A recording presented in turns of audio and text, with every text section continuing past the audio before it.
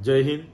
22 એપ્રિલના રોજ ટીઆરએફ આતંકવાદી સંગઠન દ્વારા પહેલગામમાં હુમલો કરીને નિર્દોષ લોકોના ભોગ લેવામાં આવ્યા ત્યારે માત્ર જમ્મુ અને કાશ્મીર જ નહીં પણ પૂરા દેશના લોકોમાં આક્રોશ હતો, બદલાની ભાવના હતી, ન્યાયની માંગ હતી, જેને ધ્યાને રહીને ભારત સરકાર અને દેશની સેના દ્વારા ગત રાત્રિના રોજ ઓપરેશન સિંદૂર અંતર્ગત જે એર સ્ટ્રાઇક કરવામાં આવી છે ત્યારે આ એર સ્ટ્રાઇકમાં જૈશ એ મોહમ્મદ, લશ્કરે તૈયબા, હિજબુલ મુજાહિદ્દીન જેવા આતંકવાદી સંગઠનોના 9 જેટલા ઠેકાણાઓ પર એર સ્ટ્રાઇક કરીને 100 જેટલા આતંકવાદીઓને ઠાર કરવામાં આવ્યા છે અને આ ઠેકાણાઓને નેસ્ત નાબૂદ કરવામાં આવ્યા છે। ત્યારે સેનાની આ કામગીરીને અમે બિરદાવીએ છીએ।